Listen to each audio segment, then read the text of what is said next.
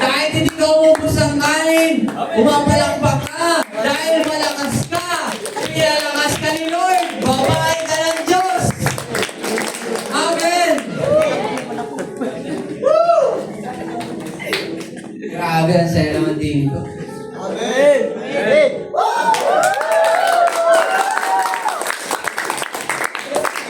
Saya. Woo! Alam na namin kung sino ka. Huwag nyo kalimutan na. I-review nyo na lang po sa bulay-bulay na.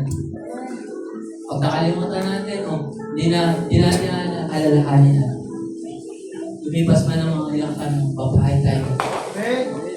At sa paniniwala natin yan, sa paniniwala natin yan, amen, alam mo, babae ako ng Diyos, hindi sila lang. Babae kayo ng Diyos, lalaki tayo ng Diyos, alam po, sa paniniwala natin yan, kahit anong maranasan natin, kahit anong bayaran natin, presyo, kung yan ang mananatili, na mapapalitaan ng iba, mapapalitaan nila, mapapalitaan sa Metro Manila, sa Luzon, sa Cebu, sa Bisaya, na may ginawa yung mga kabataan doon. At ano yun? Purihin ng Lord Pinoses yung kanilang mga bayan at baso. Amen? Alam niyo po ito sabi sa atin ng Lord. Amen? Piling ka ba makinig? Sabi sa atin ng Lord, habang tayo ay nasa pag-aayon ng mundo, I think 2,000 years ago, 2 years ago, sorry. Sabi sa atin ng Panginoon, gusto ko pong maunawain. Sabi sa atin, anak, especially sa mga nag-aaral, sabi na sa atin, anak, ibinigay ko na sa inyo ang mga eskwelahan. Ano ibig sabihin? Ibig sabihin pala, binigay na pala sa atin ng Panginoon ng mga eskwelahan. Amen. At ako'y nagtanong sa Panginoon, Lord, bakit po kami? Maaga pa kami, bago pa kami. 3 years pa lang yung victorious. Puro ayuno pa lang ang alam. Lord, hindi pa kami ready. Hindi pa namin alam yung gagawin namin. Hindi pa kami confident. Amen. Lalo na ako, pray na doon. Grabe yung tinapos kong pag-aaral. Sabi ko, Lord, hindi kami confident. Pero yung alaman natin yung salita ng Diyos, yung kalooban niya. Regardless sa ating pakiramdam, yun yung gusto niyang pinapagawa sa atin. Yun pala yung dapat nating isubmit. Mag-submit tayo sa kanya para gawin yung pinapagawa niya. At matapos ito. Praise God. So, ano ini-expect natin living like Jesus yun? Kung ang Lord, ginamit lang po tayo, ginamit lang po ako na pagbabaan ng message niya at ang katotohanan sa atin generally. Binigay ko na sa inyo, anak, ang mga paaralan. Ano yung response na? Alam niyo po, nanahimik po ako ng matagal. Sabi natin, 2 taon din, nanahimik ako. Hindi ako pupunta sa mga school. Dati, sa labas, nagtatrax evangelism. Yung time po kasi na nagpasa kami ng papel, ngayon po kasama ko si Brother Lenz. Pasa kami ng papel sa division office. Ang ginawa po ng, hindi ko alam kung sino yung kumawak ng, pagkatapos maraming nakapasa ng papel. Pagkatapos po nawala po yung papel natin para makapasok sa school, sa division office. Discouraged po ako. Sabi ko, Lord, kala ko pinapapunta ko ako. Ba't nawala yung papel? Napaka-imposible naman yun. Nakuha niyo po yun? Sabi ko, napaka-imposible naman. Yung mga teacher, yung mga principal, division office, bakit iwawala yung papel namin doon? Discouraged po ako. 2 years ago, yung past sa school, yung mga tinawag din. At paglakan ng panahon po, nangunawaan ko na. Anak, maaaring nagbasa kayo ng papel, pero hindi pa kayo handa. Amen. Hindi pa matured yung, hindi lang naman para sa iyo, hindi para yun sa lahat, sa mga kapatid. Kasi sila yung magtatrabaho kahit na. Amen. At ngayon, by the grace of God, alam niyo po, mga kabataan, mga minamahal ko mga kapatid sa Panginoon, sa mga pastoran ko, mga pastora, ang pinapagawa pala sa atin ng Panginoon, living like Jesus yun, yung mga paaralan. in short yung buhay ng mga kabataan. Kasi yung mga nasa paaralan ng mga kabataan, very effective tayo pag tayo nag-share sa kanila. Maliligtas sila. Hallelujah, amen. Anak, binigay ko na sa inyo ang mga eskwela. Ano yung tsura ko nung pray ng Lord? Ganun din po, nagpapatira pa sa Panginoon. Nahihiyak, naawa siya sa atin. Lord, talaga po, binigay mo na sa amin. Bakit hindi sa kanila? Mega church po sila. Sa kanila dapat yun. Bakit hindi mo sa kanila sinabi? Bakit sa amin mo sinabi? Bakit? Kasi, wala. Amen po.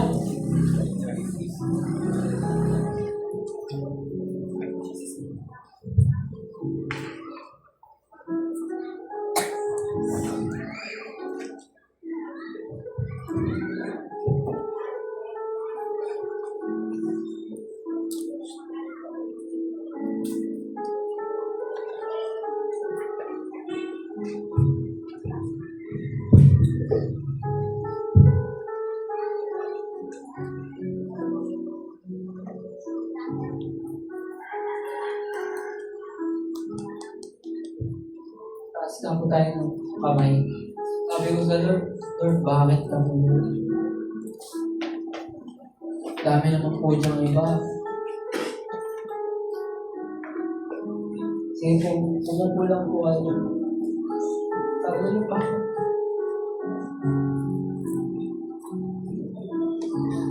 Dami naman lang, bakit kami pang napakabuti po ng Panginoon sa ating mga buhay, mga kawalan. Sobrang mercy, grace niya sa amin. Grabe yung pagtitiwala. At alam niyo ba po yung sabi niya? Sabi niya po sa ating buhay. Sabi niya, anak, yung word mo nila hindi lang para sa akin, para sa ating lahat.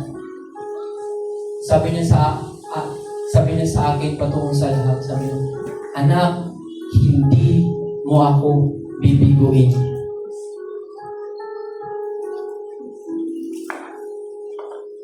Oh, praise God. Tingnan mo po yung Diyos na nanangako at tiwala po sa atin.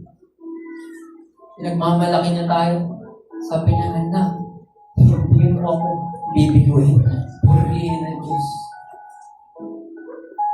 Hindi natin siya bibiguin. Hallelujah.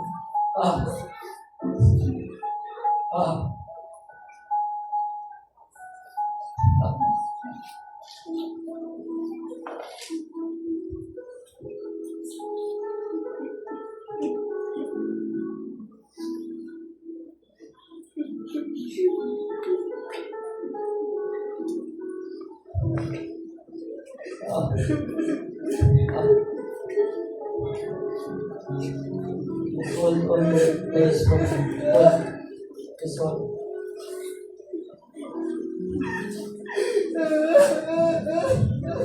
Napakabuti ng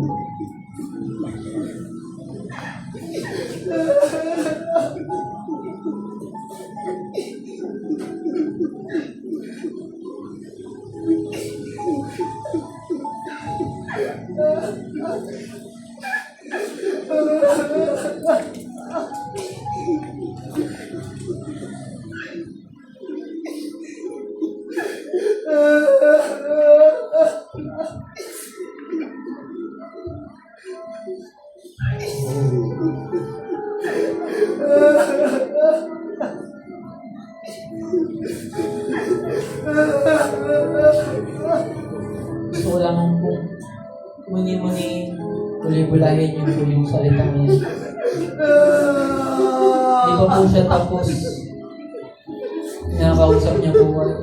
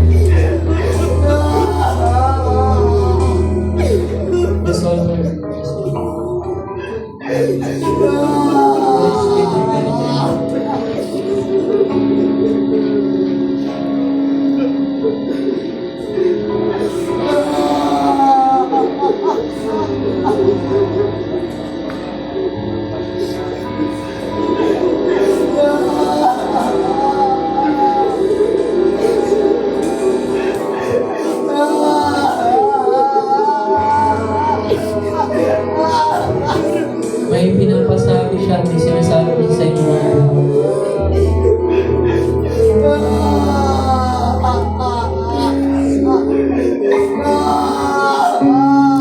Kung kailangan guys, so, bigay natin si Isaac, tayo si Abraham.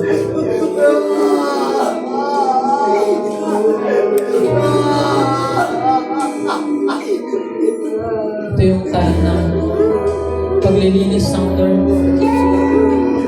Bago tayo makaranas ng malaking bagay sa mga susunod na gawain, dapat malinis yung buhay natin. Puso. Hihingi mo na ng tao sa lahat ng bagay, pagkukulang, kasalanan, pinanakit, pagdadalawang isip sa Diyos sa gawain natin.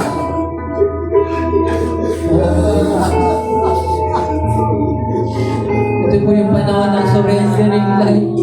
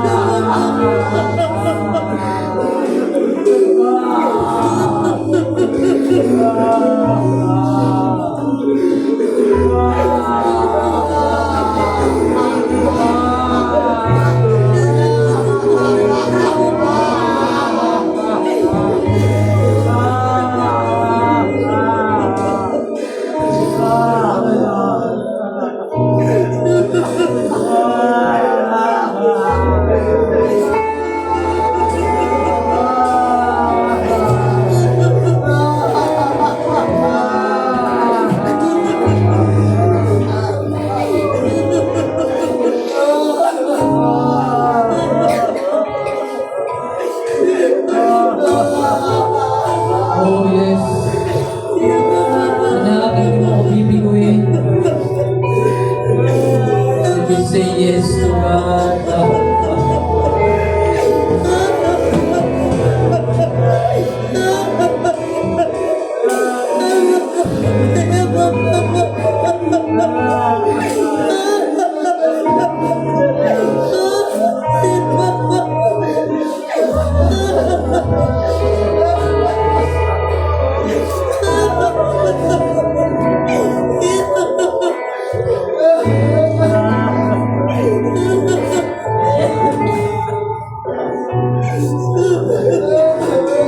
sabi niya sa mga kabataan, 7